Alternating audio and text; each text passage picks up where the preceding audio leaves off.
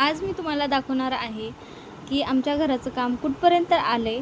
त्या अगोदर सगळ्यांना हाय हॅलो नमस्कार श्री स्वामी समर्थ. कसे आहात सर्वजण? मस्त ना, मस्तच राहा. तुम्हाला सर्वांना आजचे दिवस खूप छान आणि आनंददायी जाओ. तर ना आमच्या इकडं ना पावसाचा आत्ता पत्ताच नाही, पण आज मात्र ना थोडंसं ढगाळ वातावरण झालं होतं. ढगाळ वातावरण मला तर खूप जास्त आवडतं. त्याच आणि माझी सवयच आहे की सकाळी उठल्याबरोबर मी अगोदर टेरेसवर जाते. तर आज ना मला ही ज्वारी वाळू घालायची होती, त्यासाठीच ना उठल्या उठल्या मी अगोदर वर आले आणि ही ज्वारी वाळू घातली. 2-3 दिवस झालं ही ज्वारी धुवायची होती, म्हणजे एकदम कडक ऊन होतं तेव्हा, तर मी काही ही ज्वारी धुतली नाही. पण काल धुवून टाकली आणि काल ज्वारी धुतली आणि 5च मिनिट वाळायला टाकली की लगेच पाऊस आला. पाऊस 5 मिनिटसुद्धा राहिला नाही, पण त्यानं अशी फजिती केली.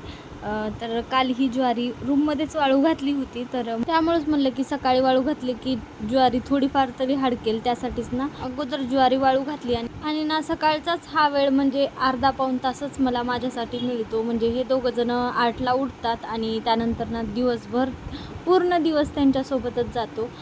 आणि सकाळी गच्चीवर येण्याचं कारण माझं हेच आहे की सकाळी सकाळी ना वर आले की एकदम शांत आणि निवांत वाटायला लागतं. त्यासाठीच ना मी सकाळी अगोदर वर येते आणि त्यानंतर मग माझं अर्धा पाऊण तास घालते आणि खाली जाते आणि बाकीच्या कामाला लागते. त्याचं कारण म्हणजे एकदम अशा फ्रेश वातावरणात आलं की आपला मूडसुद्धा एकदम छान आणि फ्रेश होतो. त्यासाठीच ना मी वर येते. तर ना काही दिवस झालं माझा व्यायाम बंदच आहे. गेले 15 दिवस मी सलग व्यायाम करत होते, पण 3-4 दिवसामध्ये मी व्यायाम बंदच केला आहे. आणि त्याचं हे आकाशसुद्धा किती सुंदर दिसत होतं. म्हणजे चला तर मग आता दाखवते तुम्हाला घराचं काम कुठपर्यंत आलं आहे ते. सध्याला तर फरशीचंच काम सुरू आहे. घराची पूर्ण फरशी होण्यासाठी आणखी 15 दिवस जातील. तर आता सध्याला पायऱ्याचं काम सुरू आहे.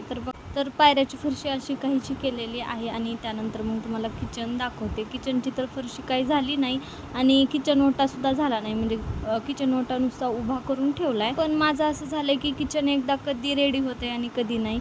पण त्या काकांचं असं म्हणणं आहे की किचन सगळ्यात शेवटी तयार करायचं आहे. त्याचं कारण म्हणजे किचनमध्ये ना पूर्ण पसारा टाकलेला आहे. त्यासाठीच ना किचनची फरशी एकदम शेवटी बनवणार आहे. तर ही आहे बेडरूम.